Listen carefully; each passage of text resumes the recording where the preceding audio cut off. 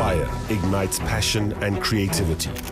Free your imagination with the slim, sleek, and beautiful new Huawei P8. Conference.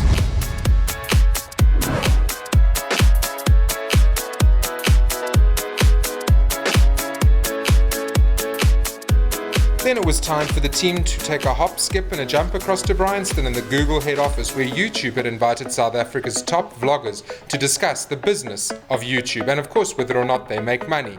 The Techbusters team chatted to some of the execs as well as some of South Africa's elite YouTubers.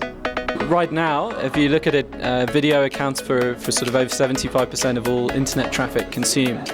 And so I think particularly if you look at YouTube creators right now, it's actually a good time to go with them as opposed to maybe with traditional celebrities. It's actually much more affordable for you. And plus, particularly if you're trying to reach a millennial younger generation, you'll find some incredible stuff happening there. My YouTube channel is a coming-of-age YouTube space where teenage girls can watch my videos where I give advice on anything from getting your period to depression and lots more. So sometimes I like to keep things less serious and just enjoy myself on YouTube. And I put my boyfriend and my brother to the ultimate test, and I asked them questions, very personal questions about myself. And my brother and my boyfriend had to go against each other to see who knew me best. And obviously my boyfriend won. The last time I ... tag, that's what I'm doing. Cool. And now you asked me some really cool, interesting things about the last time I ... and I'm going to answer them as honestly as I can to the world, because that's what I do. I just, tell you how it is. Just go to my favorites. Africa is important, don't you know? I mean, as a continent, we are starting to come online.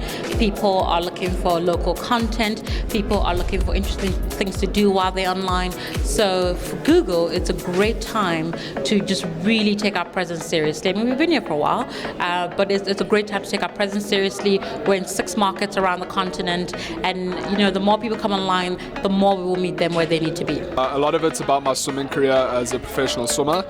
A lot of it's traveling videos to the countries I go swim in. I also like to upload some passion videos, some swimming as well. Some artistic videos, stuff I feel like I need to create. But basically anything. I mean, my vlogs are my day-to-day activity, so those could include absolutely anything.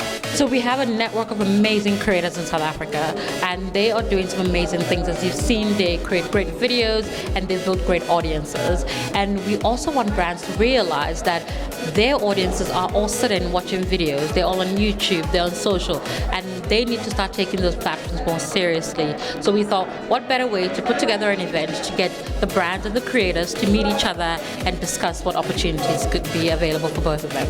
I started on normal broadcast TV as a TV presenter, and I was doing video game stuff there. People love video games, even on television, it seems. And then I got a full-time job doing online video for a private company, which eventually went under after a couple of years. But it gave me the experience to understand how to produce content, how to produce it frequently, what people want to watch, how to share their content, and it fueled a passion for creating videos in that space to an audience that really cares about that stuff in a way that television doesn't really do that, because you have to appeal to everybody. If it's a newscast, everybody needs to relate to it. But you can relate to a very small minority of people who happen to be on a global scale, which turns it into a majority. It's crazy. A lot of people internationally are making a living out of it, but with brands that are getting on board, it really helps creators provide content that speaks to the brand's audience so that they care about the brand. And that helps float the boat. And also, YouTube have provided a system where the shared advertising, so when you invest in adverts on YouTube, the creators who are partnered with make a cut of that money.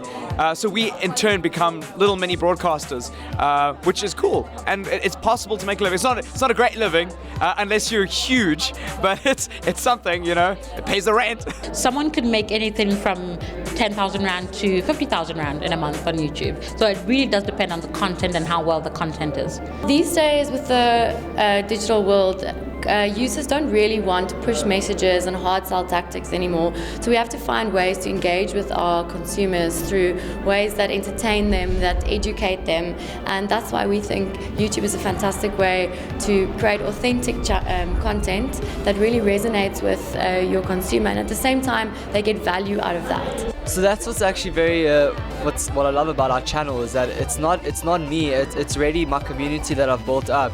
You know, we have a community called Later Sightings, and people in game reserves around the world share their sightings, and if they see an amazing sighting, they'll give us the video, and if it's good, we'll put it on our channel. And so a lot of our videos are built by the community, and that's what's so exciting, is that we're able to gather the most unbelievable footage from around the world and upload it into one place, and that's where our audience and that's where our views come in, because the footage that we get is so incredible, and the chance of one person filming everything that we have on our channel is almost zero, and so now we have 1,000 people in the game reserve every single day. The chances of one of them seeing something amazing and really exciting in terms of wildlife is so much higher. And so I think a lot of the creators have already said this. Authenticity is incredibly important. We see a lot of tips videos and how-to videos do really well. Also videos people can connect with emotionally do really well.